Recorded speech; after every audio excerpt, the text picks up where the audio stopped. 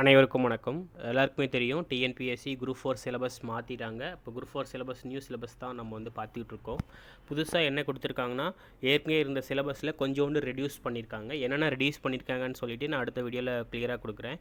So இந்த வீடியோவில் நான் முக்கியமாக சொல்ல வந்தது என்னென்னா, குரூப் 4 கட் ஆஃப் 2025 ஜூலை மாதம் நடக்க போகிற எக்ஸாம்ஸ்க்கான கட் ஆஃப் எப்படி இருக்குன்றதுக்கான ஒரு அனாலிசிஸ் தான் கொடுக்க போகிறேன். ஒரு அவேர்னஸோடு படிங்க, கண்டிப்பாக வந்து ரொம்ப ஹெல்ப்ஃபுல்லாக இருக்கும். சிலபஸ் வந்து குறைச்சிட்டாங்க, அதனால் வந்து பார்த்திங்க அப்படின்னா காம்படிஷனும் அதுக்கேற்ற மாதிரி இருந்துக்கிட்டு தான் இருக்கும். அதேமாரி நீங்கள் என்ன தான் வந்தாலும் சிலபஸ் குறைச்சாலும் சிலபஸ் ஏற்றினாலும் காம்படிஷன் ஹெவியாக இருந்தாலும் காம்படிஷன் லெஸ்ஸாக இருந்தாலும் கட் ஆஃப்ன்றது 170 தான்.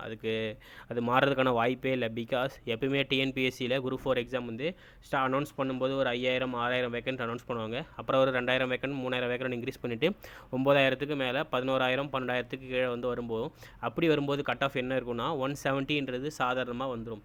இப்போ குரூப் 4 சிலபஸில் முன்னாடிலாம் சயின்ஸில் எத்தனை கொஸ்டின்னு தெரியாது. இப்போ கன்ஃபார்மாக சொல்லிட்டாங்க, சயின்ஸில் 5 கொஸ்டின் தான் கேட்க போகிறோம், ஜியாகிரஃபியில் 5 கொஸ்டின் தான் கேட்க போகிறோம். அப்புறம் வந்து அதாவது யூனிட் 8 9 இந்த மாதிரி சொல்கிறோம் இல்லையா, இந்தியா வரலாறு பண்பாடு ஐஎன்எம், ஸோ இது எல்லாமே சேர்த்து ஒரு 10 கொஸ்டின் கேட்குறோம். அது வந்து பாலிட்டியில் வந்து பார்த்திங்கன்னா ஒரு 15 கொஸ்டின்ஸ் கேட்குறோம். எக்கனாமிக்ஸில் 20 எக்கனாமிக்ஸு, அப்புறம் தமிழ்நாடு வளர்ச்சி நிர்வாகம் இதெல்லாம் சேர்த்து 20 கொஸ்டின்ஸ் கேட்குறோம். அதுக்கப்புறம் வந்து தமிழ்நாட்டின் வரலாறு மரபு பண்பாடு, ஸோ இதை பற்றி வந்து ஒரு 20 கொஷின்ஸ் கேட்குறோன்னு இதில் இவ்வளோ கொஷின்ஸ் நான் அவங்களே கொடுத்துட்டாங்க. அதனால் வந்து மேக்ஸிமம் இதுக்கப்புறம் சயின்ஸ் எல்லாம் யாரும் படிக்க மாட்டாங்க. சயின்ஸ் என்ன கேட்டால் படிக்கவும் வேண்டாம். டேரெக்டாக 5 கொஷின் கொடுத்தோன்னா 5 கொஷினுக்கும் ஏ ஆப்ஷன் போடுங்க, கண்டிப்பாக 2 கொஷின் சரியாயிடும். ஸோ அதுவே போதுமானது உங்களுக்கு, சரிங்களா? அது டைம் வேஸ்ட் பண்ணுவோம். நான் 6th to 10th படிச்சுட்டு மிச்சம் இருக்கிறத படித்தாலே உங்களுக்கு கிளியர் கட்டாக இருக்கும். அதுக்கப்புறம் மேக்ஸிமே 25 கொஷின்ஸ், அதில் எந்த பெருசாக சேஞ்சஸும் இல்லை, சேம் தான், சரிங்களா? அதுக்கப்புறம் வந்து பார்த்திங்கன்னா தமிழில் வந்து பார்த்திங்கன்னா 100 கேள்விகளை வந்து இப்போ பிரித்து கொடுத்துட்டாங்க. இருக்கிற இலக்கணம் பயிற்சி இந்த மாதிரி படிச்சிங்கன்னா 85 கொஷின்ஸ் போடலாம். மிச்சம் இருக்கிறதுல 15 கொஷின்ஸ்ன்னு சொல்லியிருக்காங்க. இந்த இதுக்கு நான் ஒரு அனாலிசிஸ் பண்ணிகிட்டு இருக்கேன். அந்த அனாலிசிஸ் பண்ணதுக்கப்புறம் கிளியர் கட்டாக சொல்லிடுறேன், சரிங்களா? என்ன அந்த 15 கொஷின்ஸ் அப்படின்னு சொல்லிட்டு. ஆனால் இப்போ இருக்க சுச்சுவேஷனுக்கு வந்து பார்த்திங்கன்னா நீங்கள் எல்லாருமே இந்த சிலபஸை பார்த்தீங்கன்னா ஈஸியாக இருக்குன்னு நினைப்பீங்க. பட் இந்த 85 கொஷின்ஸில் நீங்கள் 85ம் போடுவீங்கன்னு கேட்டால் ரொம்ப கஷ்டம். நிறைய பேர் தப்பு பண்ணுவீங்க, 10 கொஷின்ஸ் அதாவது தப்பு பண்ணுவீங்க. இது வந்து சாதாரணமாக நடக்கிறது தான். அதேமாரி வந்து அதுவான்னு டவுட் படுறதே உங்களுக்கு வந்து அந்த கொஷின்ஸ் இருக்கும். அதேமாதிரி மிச்சம் இருக்க 15 கொஷின்ஸ் ஈஸியாக இருந்தாலுமே ஒரு டஃப்பாக 2 கொஷின் 3 கொஷின் கேட்டுட்டு ஆன்சரை தூக்கி வந்து டெல்லி ஆப்ஷன்லேயோ சென்னை ஆப்ஷன்லேயோ வச்சுட்டாங்கன்னா நிறைய பேர் வந்து அதையும் மிஸ் பண்ணிடுவீங்க. ஸோ ஆக மொத்தம் நீங்கள் தமிழை வந்து என்ன பண்ணணும், 95 கொஷின் 97 கொஷின் 93 கொஷின் போட்டால் தான் உங்களுக்கு வேலை.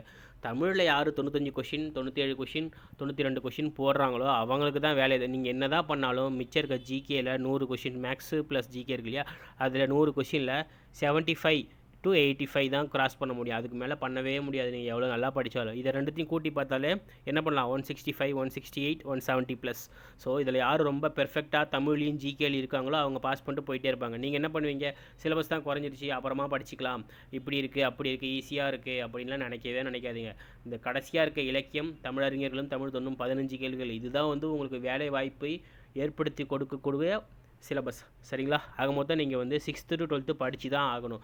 ஒன்றுமே இல்லை, முன்னாடி சிலபஸ் மாறி அங்கங்கே கிடக்கும், இப்போ வந்து பிரித்து அழகாக கொடுத்துருக்காங்க. நீங்கள் கொஞ்சம் டீப்பாக அனலைஸ் பண்ணிங்கன்னா ஏற்கனவே இருக்க டிஎன்பிஎஸ்சி குரூப் 4 கொஷின்லையுமே 15 கொஷின்ஸ் தான் வந்து இந்த மாதிரியான கொஷின்ஸ் இருக்கும், இல்லைனா ஒரு 20 கொஷின்ஸ் இருக்கும், சரிங்களா? ஆக மொத்தம் நீங்கள் படித்து தான் ஆகணும். இதில் வந்து எதாச்சும் குறைச்சிருக்காங்களா பாருங்கள். திருக்குறள் ஆரம்பித்து ஏலாதி அப்புறம் வந்து நூலாசிரியர்கள், ஸோ எல்லாமே கொடுத்து தான் இருக்காங்க. திருக்குறளுக்கு அதிகமான முக்கியத்துவம் கொடுத்துருக்காங்க, சரிங்களா? மற்றபடி வந்து சிலபஸ் வந்து இலக்கியத்தில் குறைச்சிட்டாங்க. அந்த மற்றபடி வந்து நான்மணிக்கடி இருக்குது, சிறுபஞ்ச மூலை இருக்குது, திரிகடு இருக்குது, இன்னா 40 இது மாதிரி எல்லாமே இருக்குது. ஸோ அதனால் வந்து நம்ம வந்து இப்போ வந்து நீங்கள் வந்து சிலபஸ் வைஸ் கொஞ்சம் படிக்க வேண்டியது இருக்குது. ஃபஸ்ட்டு என்ன கேட்டால் நான் என்ன சொல்லுவேன் அப்படின்னா, யூனிட் 7 இருக்கு இல்லையா, இதை வந்து சிலபஸ் வைஸ் புக்கில் எங்கெங்கே இருக்குது அப்படின்னு சொல்லிட்டு எடுத்து படிங்க. ஸோ உங்களுக்கு வந்து ரொம்ப ஹெல்ப்ஃபுல்லாக இருக்கும். கட் ஆஃப்ன்றது நான் சொல்ல வந்தது 170 அவ்வளோதான், சரிங்களா? எம்பிசி இருந்தாலும் சரி, பிசியாக இருந்தாலும் சரி 170, எஸ்சி எஸ்டியாக இருந்தீங்கன்னா 168 169 167 இதுதான் வந்து கடைசி கட் ஆஃபாக இருக்குமே தவிர அதுக்கு கீழே போகவே போகாது. பிகாஸ் வேகன்சி ஒன்றும் பெருசாக இன்க்ரீஸ் பண்ண போகிறதும் கிடையாது. 12,000 வேகன்சி வச்சாலுமே ஒரே ஒரு கொஸ்டின்ஸ் தான் குறையும், அதுக்கு மேலே குறையாது. சரிங்களா?